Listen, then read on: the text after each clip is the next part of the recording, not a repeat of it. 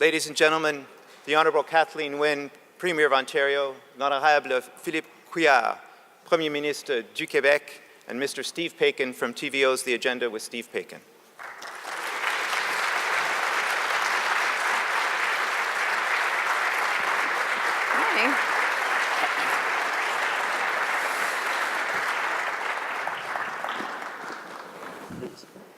Andrew, thank you for that. Is this thing working? Can everybody hear me okay? Not yet. Okay, good. Let's keep trying. Is this working yet? Can anybody? You want to check your mics? Are you Hello? ready? One, two, oh, one, they can two. hear us. Yes. Okay. It's a great room, by the way. We're just going to talk. Steve's just... I will sit here and say nothing. Is this really not working at all? Okay. Well, I'll talk loud. Good morning, everybody. I want to go off script just for a second before we start here, because everybody in this room, hey, there we go.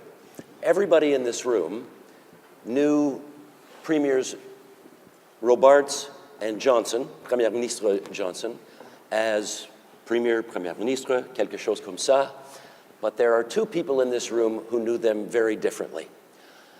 Andrea Robarts used to call him Uncle John. She's sitting right there. Andrea, you should stay and say hi to everybody. There we go.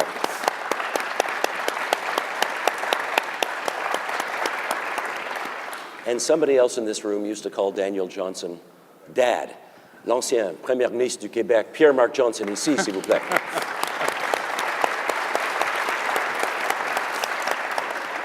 I guess it would be more papa than dad, but anyway, that's another thing. Mesdames et messieurs, I want to start with something very simple, which is you have enormous demands on your time. For every invitation you accept, you no doubt turn down 99. So I do want to know why both of you decided it was important to be here today to contribute to a remounting of something that happened 50 years ago. This is not exactly front page news.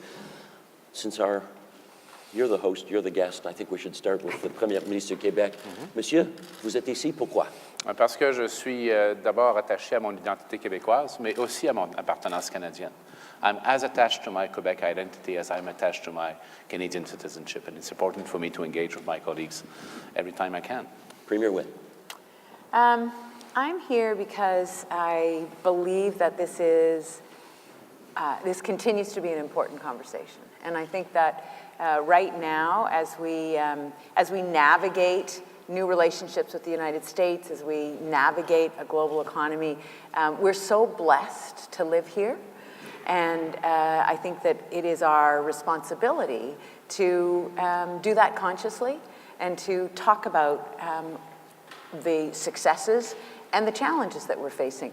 And I particularly am happy to be here with Philippe, because we have had a strong working relationship, and I think that it is a foundational, and I think Central Canada, being as big a part of the country as we are, it's foundational to our success as a country, and so I was happy to be invited to have this discussion. You said, Premier Ministre, that you feel as Canadian as you do a Quebecer, and to that I am Quebecer first. Quebecer first. If someone asks me, it's important for you to understand that. If someone asks me, who are you? My instinctive answer is, I'm a Quebecer. Which is typical of Quebecers. But being a Quebecer works very well with being a Canadian.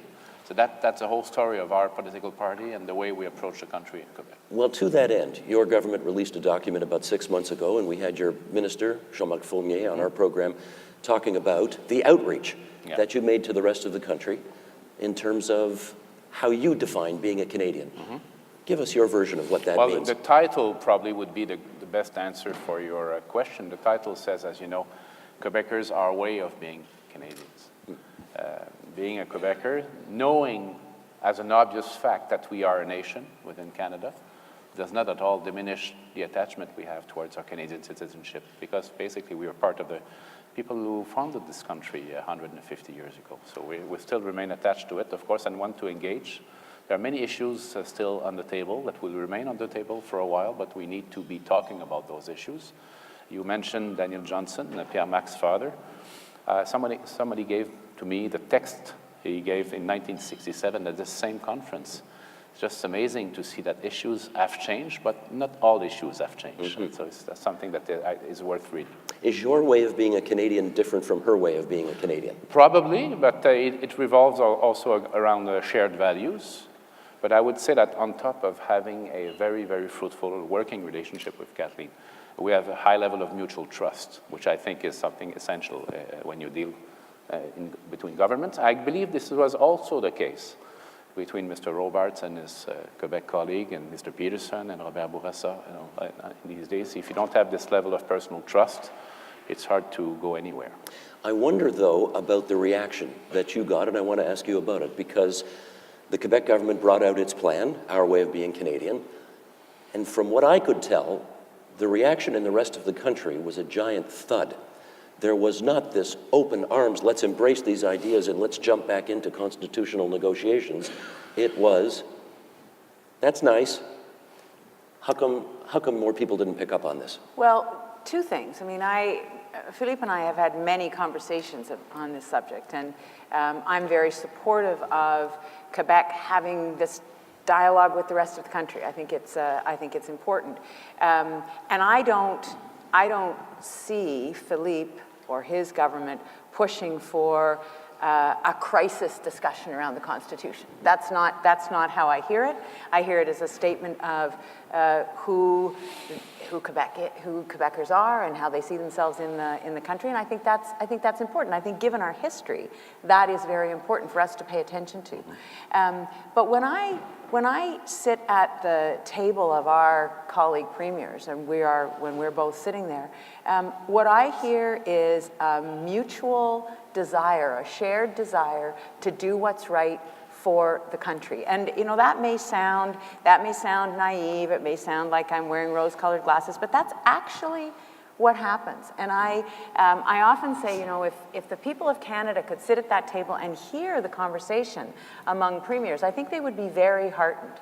So I think that the fact that there wasn't a strong reaction to Quebec's paper, I think that says that the rest of the country is happy to have Quebec say what it needs to say and have its discussion. And there may be a moment in the future when it becomes more critical that we have a different discussion. I think that there are issues confronting us that may push us to have a different discussion, but we're not there Such at as? this moment. Well, Philippe and I have talked about the reality that if we were having the founding conversation about this country today, Indigenous people would be at the table, right?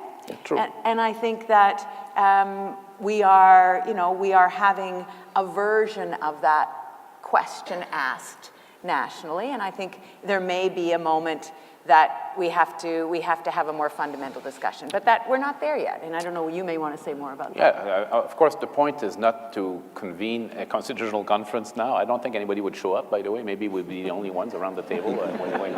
There needs to be a much... We have other things on our mind. Much broader and deeper conversation. But let me just tell you how this document fits in our view of the country. It's interesting to see that on the 150th anniversary of Canada, until now, Quebec is the only province that has presented a document which I think is in-depth, looking at what the country is from our perspective. And perspectives may vary around the country, so that it tells you something. Québec, c'est la seule province qui a présenté un document sur l'état du pays à l'occasion du 150e anniversaire de notre pays.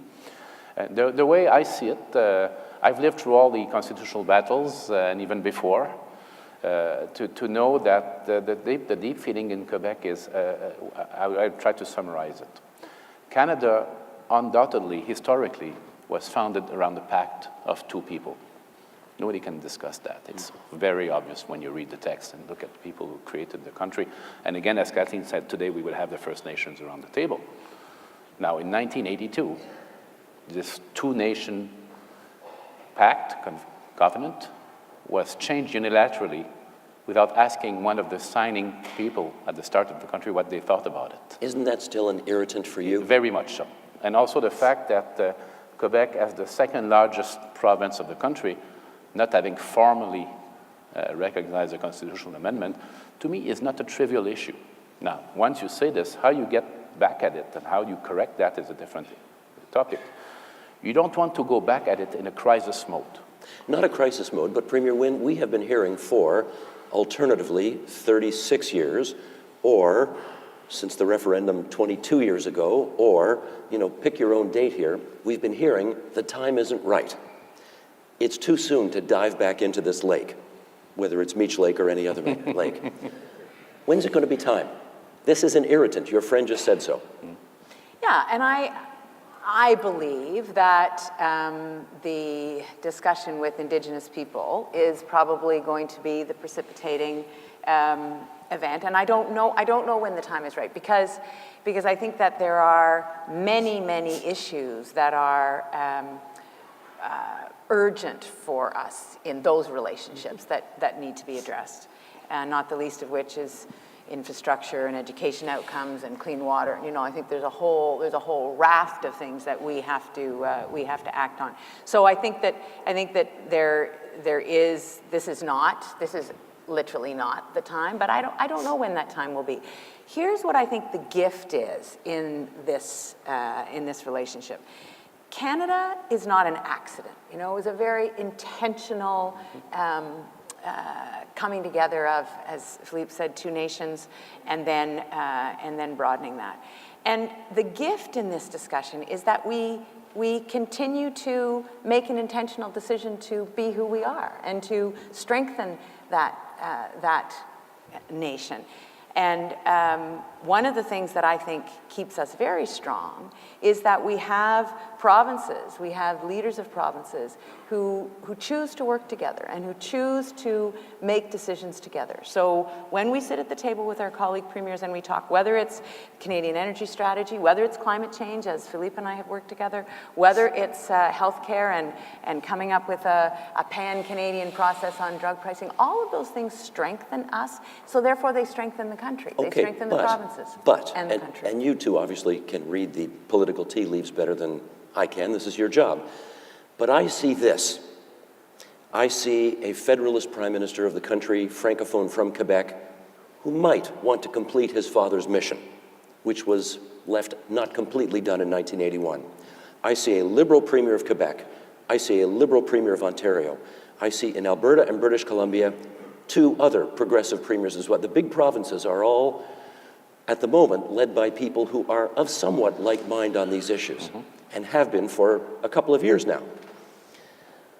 If this isn't the time, with this cast of characters in place, when is the time? Of course, one could say simplistically that leaders make the times right, but not always, not in 2017. Politics is not done the way it was done in the 1980s or 1990s. There's no way, I think, that the Canadian people, the Quebec people for that matter, would accept that we just retire in a cottage somewhere and at some moment white smoke comes out of the house and here we have a new constitution, hurry, let's have a big party. I don't think it will ever happen like this again. It's probably a good thing. So when Jean-Marc did this document, I want to congratulate him as well and give him recognition for the quality of that work. Ici, Jean-Marc Fournier. Jean-Marc Fournier. Ici. For us, the idea is first to send a message, and also second to try to define a way forward. The message is the issue has not gone away. We are putting this as a landmark in time in our country's history. What will it become 10, 15, 20 years from now? We'll see, but definitely Quebec is saying, by the way, this is still an issue that is around us and will be around us. Now, the way forward is not going to be in a short-term constitutional conference. It's doing things like this. So we want to engage with other provinces and other regions who also have issues.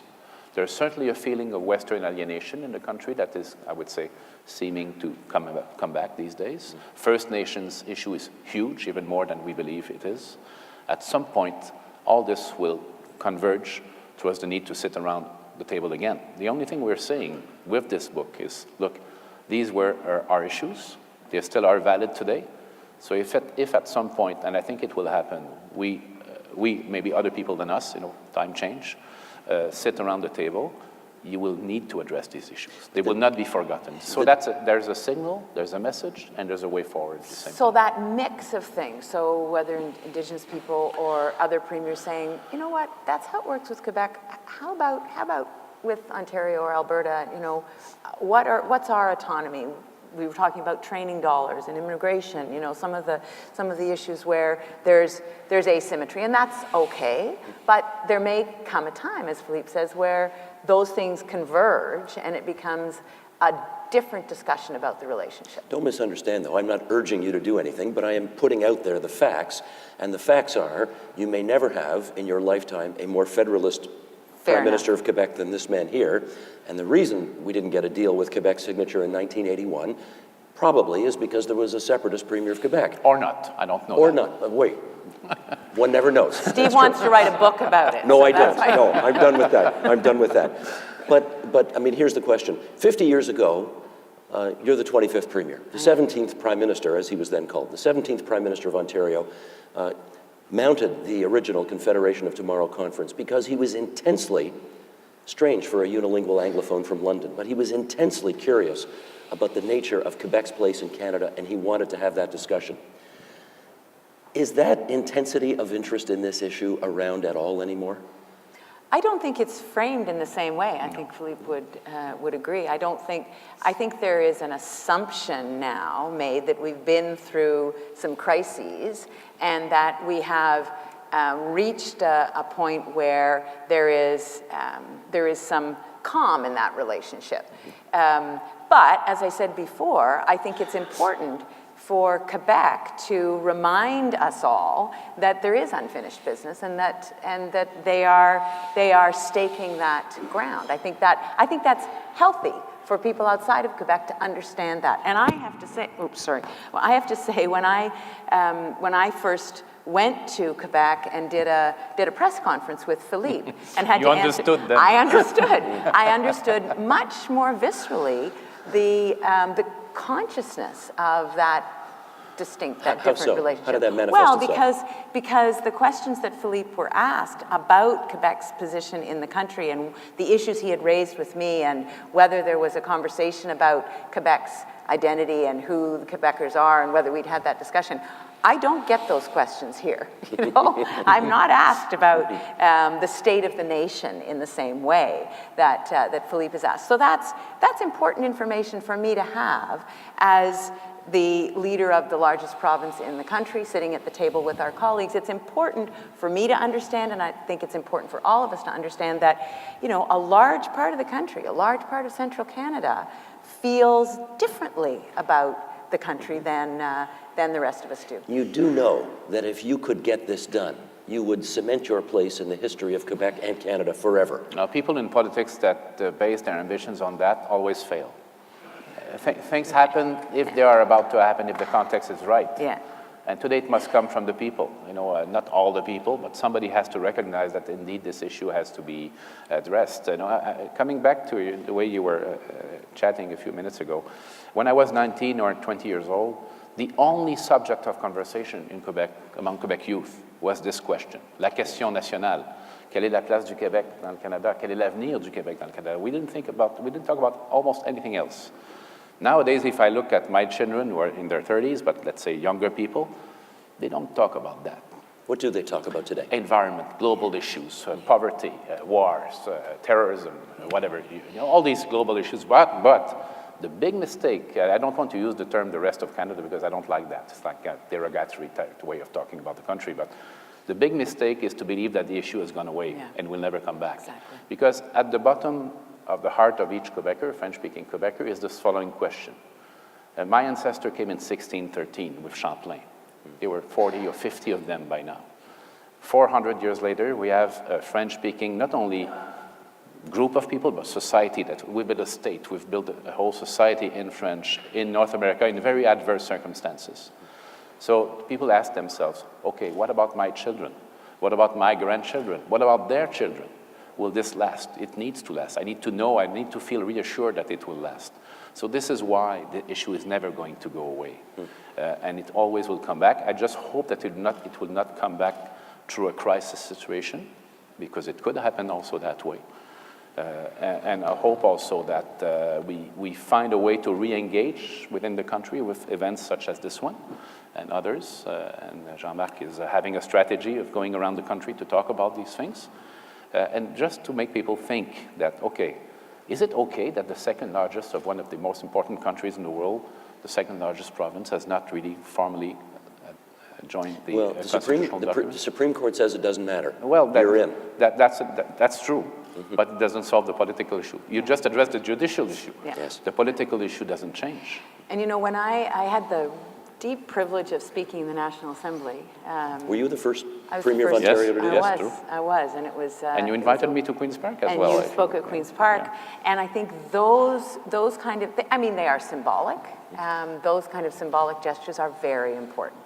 I think they're very important to demonstrate, for us to demonstrate to Quebec that this is an important relationship. And I felt the warmth of the, from all sides actually, of the House in the National Assembly. But I think it's very important that we signal that this is an important relationship and that we are intentionally building on that strength. Now, that's symbolic, but our relationship on climate change, and I would suggest to you that Philippe Couillard has cemented his legacy by being a leader on environmental stewardship in this country, by his actions and linking with California in a carbon market and making such a strong statement in Paris and cap and trade being deal. so clear in terms of Apparently it's cap being and trade. discussed these days in Ontario. It's being bit, discussed in a little bit, Ontario. yes. But Philippe has led the way, and so those are the things that are on people's minds right now. But Premier, I wonder, let me follow up with this. There's always a danger of not learning the lessons of history. There's also a danger of overlearning the lessons of history. And by that I mean, one of your predecessors, the 20th Premier of Ontario, David Peterson, went to Meech Lake, gave up Senate seats, looked like a truly national figure in putting the country's interests above Ontario's narrow interests. And what did he get for his troubles? Out of office, lost his seat 3 months later. Does that haunt all of the first ministers in this country today? Well, I'm not looking at this on electoral terms. And again, things are changing. You just alluded to Meech Lake. Oui. I remember very well. I was literally glued to my TV screen, looking at both the English-speaking and the French-speaking news every night, speaking about this issue. It was a dominant issue at the time. And then when it unfortunately failed, which I believe still is one big historic mistake that Canada did, when it failed, I felt intensely angry for many, many days. And the reason I didn't went to the other side of the force, if you want to call it that way, is when I realized that, no, it's not the signal sent by all Canadians. Actually, the majority of provinces had agreed. There was a rather positive feeling about all of this. The country is founded on something much deeper than that, and let's carry on and let's try to make it even better. Now, when I make speeches about Quebec in Canada to people that are, let's say, 30 or 35-year-old, they have no living memory of this. Right. So this anger, that I can still feel it. They don't feel it because they don't understand exactly, they haven't gone through these periods. So I have to revisit the history and tell them how it all happened, how the country was founded, on what basis it was founded. The wonderful story between MacDonald and Cartier, the wonderful story between Baldwin and La Fontaine, before that gave representative government to the country, by exchanging seats between English-speaking and French-speaking regions of the country. That's a remarkable story. If you look at this, it's a very, very positive human story. So that's what kept me on this side of the force, if I can say so. But at that moment, a lot of people said, well, Canada cannot work for Quebec. And these people now are my age. I'm 60, so it's the same kind of generation. And they're still affected by that memory. So they said, people didn't want it then, they will never want us as who we are. I'm trying these days, when I talk about politics, to use the word empathy. Empathy meaning that I don't only hear you, I'm trying to get in your shoes and understand where you're coming from, why you say what you say. The way I'm trying to understand why people in other provinces don't want to have a constitutional conference, I can easily understand that. I can put myself in their shoes because those are painful moments. But I think it's important that empathy comes the other way too. And understand that, as, again, a minority in North America, we have built really something interesting, not the best society, but let's say an interesting society, that people understand that we feel so obvious that we are a nation within Canada.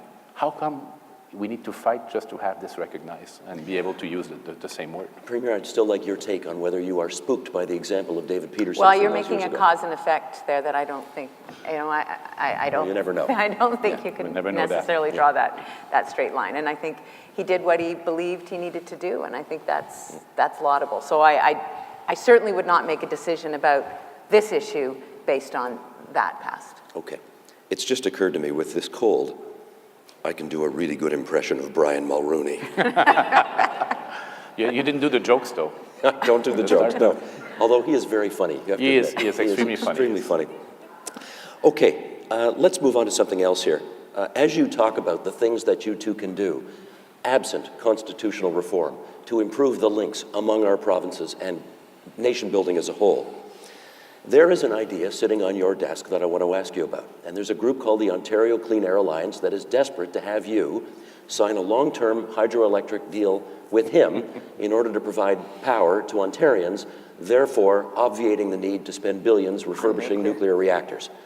What about that? Well, we have signed A deals. small one.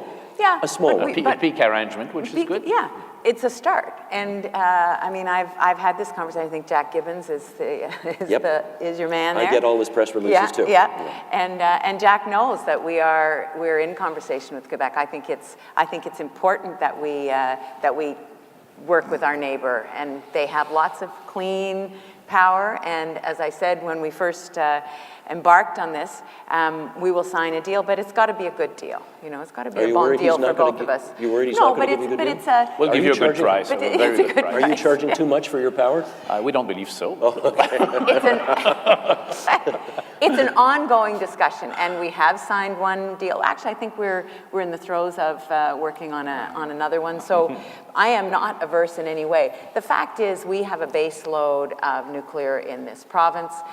We made a decision not to build new nuclear, but we are responsibly going to refurbish those reactors as we build more renewable, as we build more water capacity, as we build wind, as we build solar, because we've had mixed generation for many decades, and it would not be responsible at this point for us to just move precipitously. But will we keep working with Quebec? Absolutely. It's a great relationship. I mean, huge amounts of power available. Yeah. So that's why we are bidding for energy in New England, in New York State, in New York City. We could also do a deal with Ontario and still have energy. My little bit, I wouldn't say disappointment, I always note that the Canadian narrative on energy is mainly centered, and I don't want to disparage the oil and gas industry when I say this, it's an important part of our economy, but it's only about oil and gas, also internationally, where our country is, I think, the third largest producer in the world of hydroelectricity and renewable energy as a whole. It would be quite good to also give this narrative when we go abroad and talk about the energy situation in Canada. Now, we had this debate, again, Robert Bourassa is the one who led that debate in the 60s and 70s with his colleagues, and even before him under Jean Lesage government, because the strategic choice was then to be made between nuclear along the St. Lawrence or hydro in the north, and they decided to go hydro in the north. And that was a very important strategic decision then. So it led us to where we are today. But we don't need at the moment to build new dams. We have a lot of energy. So we use it to attract business, keep them in Quebec, but also sell to our customers with the power we have. I would like to ask the two of you about how the job that you do has changed from when Pierre-Marc's father and Andrea's uncle had the job 50 years ago. Premier Wynne, I note, because I get your schedule every day and I see what you're up to, you have been to, well, you just got back from China and Vietnam, you've been to India, you've been to South Korea, you've been to the Middle East, of course the United States. Many times. You go all over the place. And I presume you were telling me earlier, you were in Iceland not too long I'm ago. trying to follow her, but I can't keep pace. You're going to China. I'll be in China after you, which will be a tough act to follow, by the way. Congratulations to for all the business Yes, it was a you good brought trip. back. So I'll be there in January for my second trip. But you've been continuously engaged with China. Yeah, That's and a it speaks difference. to what I talked about earlier, Steve. We're in a different global economy than 50 years ago. There's a different sense of both possibility and necessity.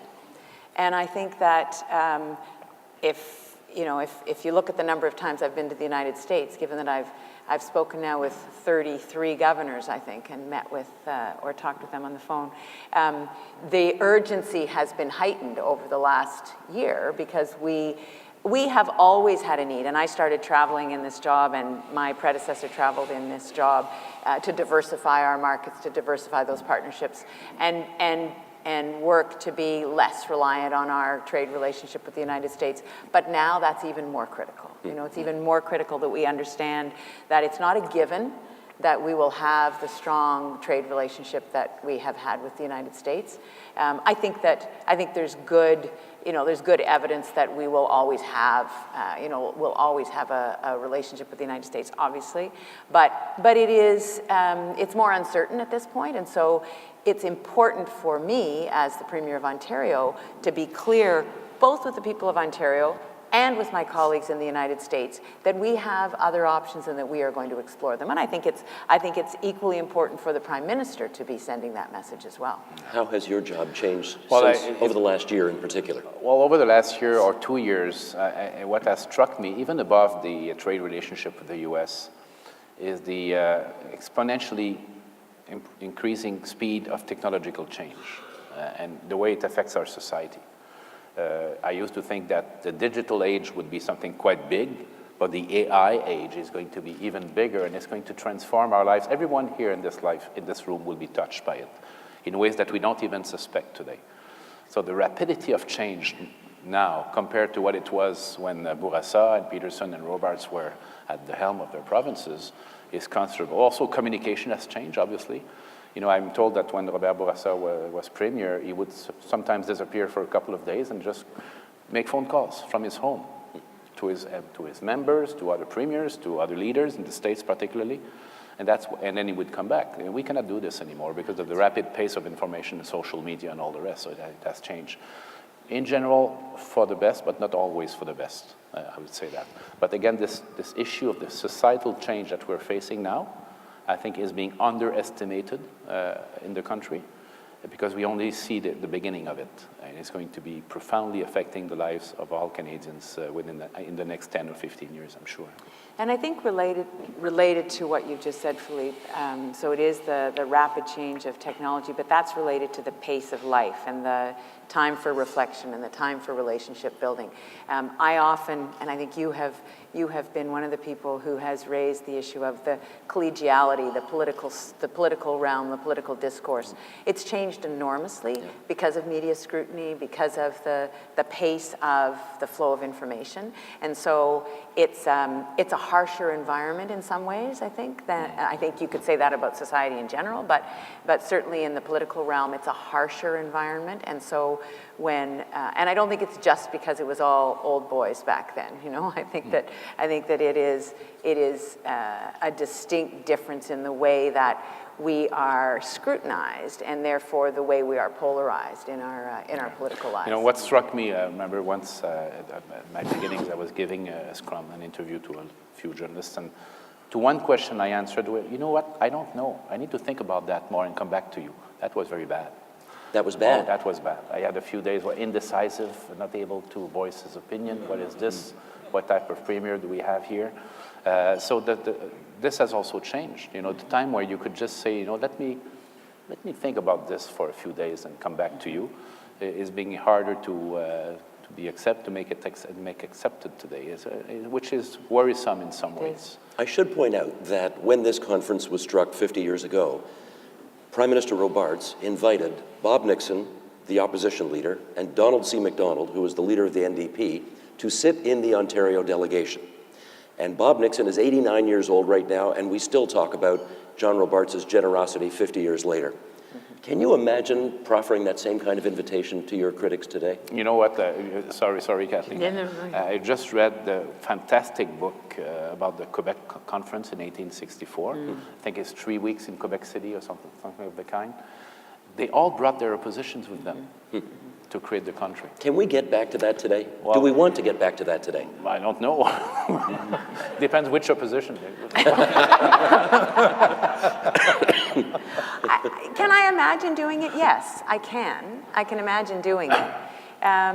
I'm not sure what the nature of the exchange would be, but I kind of think it would be an interesting idea, you know?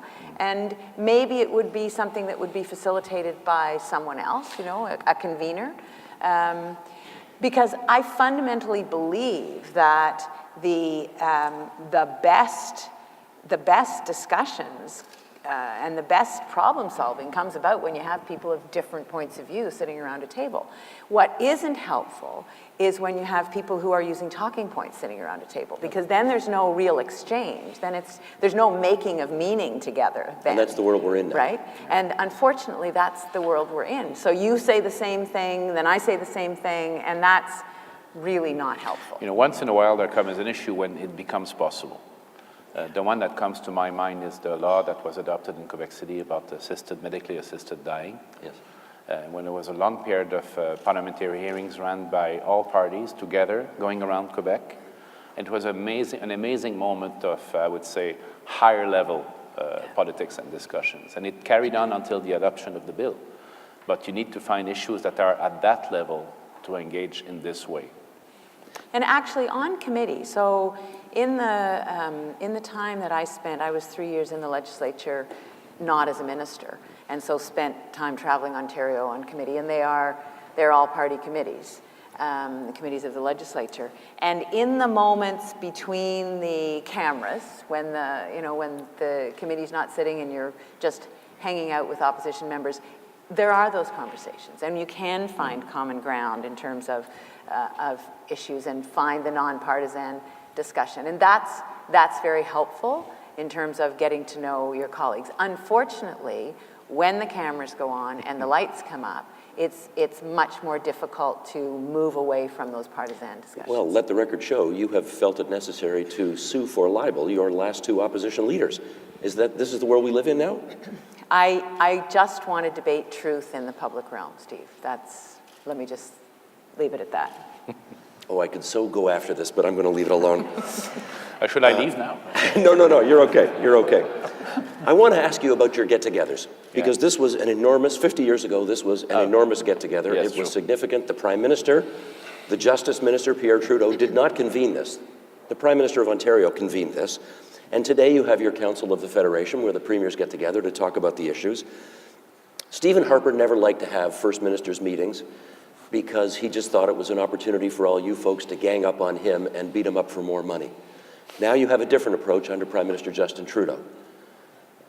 What does history tell us about which way is more effective? Premier Wynne. Well, I believe that it is always better to have a conversation and to know each other, because in a moment when you actually need to reach out. So the NAFTA discussion, I think it is extremely important that Prime Minister Trudeau have the relationship with the provinces that allows him to talk to us, to hear from us about our concerns around those negotiations. So you're involved in that?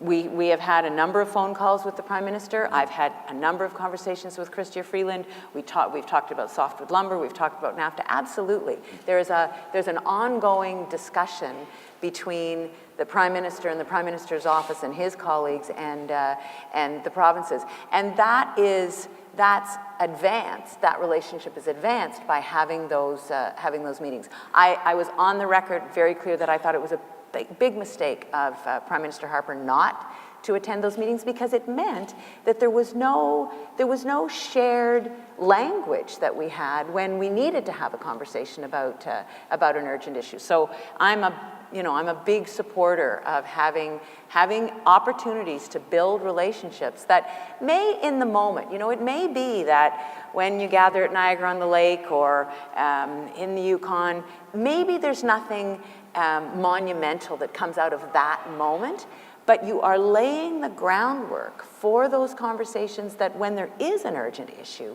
you actually can work together. But do you give the impression, when you go before the microphones and complain about what the federal government is or is not doing, do you give the impression of a weakened country that's not getting along with itself well enough? But it's in the nature of the country. Always should be reminded, and I think it was in the papers of 1967, that Canada was not built as a unitary country. Right? It was built voluntarily by the provinces as a federation, where the orders of government have no hierarchical relationship from one to the other, and it has changed with time. Of course, we will have disagreements, but we have also successes. I think this very recent agreement on cannabis is a positive thing. We had disappointments with the healthcare transfers. I'll be very explicit Mr. about Harper it. was more generous to you than the current Prime Minister. You know, both are constrained in our public funds, as we are. Mr. Harper had a different way of conducting his function. Personally, I enjoyed a good working relationship with him. But I understand that, as Kathleen said, it's good to show up with your colleagues and talk about things, like we did with Justin Trudeau on the environment, climate change, for example. That was very productive. At the risk of asking a question, the answer to which is painfully bloody obvious, I'm going to ask it anyway. You're a Liberal, you're a Liberal. Two biggest provinces in the country. Are the citizens of your two provinces better served by having the same party in power in both of your provinces? Or does this relationship go beyond that? I can answer that, because in Quebec we solved it decades ago by clearly separating the two parties. They were the same organization for many decades. The federal and provincial? Yes. Then in the 60s, under Jean Lesage and after Robert Bourassa, there was a clear demarcation between the two parties. It's the same ideology, same set of values, but two different organizations, and we always make it very clear. So it is not discussed in that way in Quebec. You know, I'm happy to answer that question, but I want to first say that underlying all of these questions in this discussion is an assumption that agreeing all the time is what should happen. And I just basically, I don't believe that. Doesn't work that way. It doesn't work that way. That's not how life works. I'm always suspicious of couples who say we never argue. Really? Really? Are you human? So, you know, I mean, I believe that the relationship is important. So whatever your party stripe is, talk to me. Talk to me about what the problems are that you are confronting. Talk to me about what the solutions might be, and then let's come to an agreement. You know, we sit around the table with our colleague premiers. We are not all of the same political stripe. And yet, somebody said in one of the early meetings when I was in this job, if a reporter came in, or if someone came in who didn't know us and listened to the conversation, they would maybe be hard-pressed to identify the party affiliations. You know, because we do talk about issues in a nonpartisan way. And that, to me, is what is important. So whether the Prime Minister is a Conservative or a Liberal, I want a relationship, and it's in the best interest of the people of Ontario to have a relationship where we can solve problems, we can identify issues, and we can make rational decisions. That's what we need. But there have been many successes. Look at the agreement we had among premiers on climate change at the Quebec City Conference. And then we also had the framework of the National Energy Strategy done, Canadian Energy Strategy done among premiers. Same with internal trade. So we are achieving some practical, real-life progress in many issues. But again, I think it's a very mature way of presenting politics and power relations. Should we always agree? Are we expected always to agree? No, of course not. What do you disagree with her on most? What do we disagree? Maybe our Bill 62 recently, you're not happy with it. Yeah. And I suspect in the room some too, maybe. But we had a discussion earlier this morning about this, and I explained to her why it was for us needed and what it was in fact, because it's not always been portrayed exactly as it is in certain media. Apart from that, most other issues, I think we see eye to eye. Did he convince you of the veracity of his way when he described why he needed Bill 62? No, and I made some points about my fears of driving wedges between people that I think Philippe heard and understood. So I don't think we are going to agree on that piece of legislation, and that's okay. You know, that's okay. As Philippe has said, there is difference in our perspective across the country, but that doesn't mean that we can't have a strong relationship. And I think the oversimplification of relationships is I think it's very damaging to people's understanding of how their governments are functioning. Part of my job this morning is to keep us on time. So I'm going to ask each of you one last question. Do you know why the number 42 is important to both of you? Oh my God. It's got something to do with our elections. There you no go. doubt. There you go. Okay. Next You're June, counting something. next June, Ontario will have its 42nd general election. Next October, Quebec will have its 42nd general election. I didn't know that. That's good. Good to know. Trust to know. Steve to give us that information. I believe you're on June 7th. And how many hours is it until our That I election? can't tell you. But I think you're June 7th, and I think you're October We are 1st. June 7th. If we reconvene, if I'm asked a year from now, if they do Confederation of Tomorrow 3.0, and I'm asked to sit down with the, in a year's time, Premier of Ontario and Premier of Quebec, who am I going to be sitting down with? Do you have your crystal ball? No, I don't. No. I don't have a crystal ball. Am I going to work hard to be that person? Yes. But I got a job to do in the next 6 months, and I'm going to do it. You know what I've learned looking at municipal politics and around the country and elsewhere too is that, although I would certainly say that on many instances we have a very good record, our government, people don't re-elect you on records. They re-elect you on your project. So What you're going to do for me tomorrow. So I'm putting much more energy now on our project so that it shows how it affects for the better people's lives. Things like work, family work balance, these type of issues, fighting poverty. So as we basic just published. income. It's interesting. Basic So Philippe has just introduced a basic income for A part of our people on and we're welfare. doing a Pilot pilot program. project. I think it's interesting where those our plans have taken us into similar recognition of the the challenges that are confronting people right now in their lives day to day, and there's a lot of similarity between the plans that we're putting in place. And by the way, that's one of the advantages of the country because we experiment from various Each other. angles. This question of basic income, Ontario is addressing it through a pilot project, if I understand correctly. Yeah. We are already deploying it, but not for the whole category of people under welfare, a subcategory, people unable to work or inapte au travail, as we say in French. And then we have a very ambitious way of raising their income, and we'll see what the result will be. We have a different approach on minimum wage too. And we'll see what the results will be in terms of the job situation and the economy and in general consequences of these policies. And we watched Quebec as they entered the cap and trade system, and it was compelling to us the work that they had done, and was one of the factors for me in terms of opting into cap and trade. And we've watched how your economy has thrived, and so I think that there are on these policies, as Philippe says, we watch each other and we have the opportunity to compare and to adapt. Maybe on that, I'd like to say a word because we've been working very closely on climate change and carbon pricing. And I know that in Ontario, I don't want to mingle in the campaign or in Ontario politics, but I will just say the way we approach it from our side. First, everybody has to agree that climate change exists. It appears obvious, but not for everyone, as we know.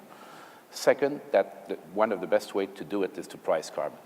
Third, that the only good practices is cap and trade on one side or a carbon tax on the other side. And the reason why we didn't choose the carbon tax is because it's a tax on everything, as some people say. And if you have it, you need to constantly raise it. Otherwise, it doesn't work. Mm-hmm. You don't see the reduction in GHGs. And it doesn't have flexibility. That's why we went the cap and trade way. Nowadays, we see China coming in with a market. We see Mexico coming in for a market. We see Europe coming with their own market, adjusted functioning of their market. So 60% of the world's GDP is going to be under a cap and trade system. So it's not a minority type of option. It's something that is spreading around the world right now.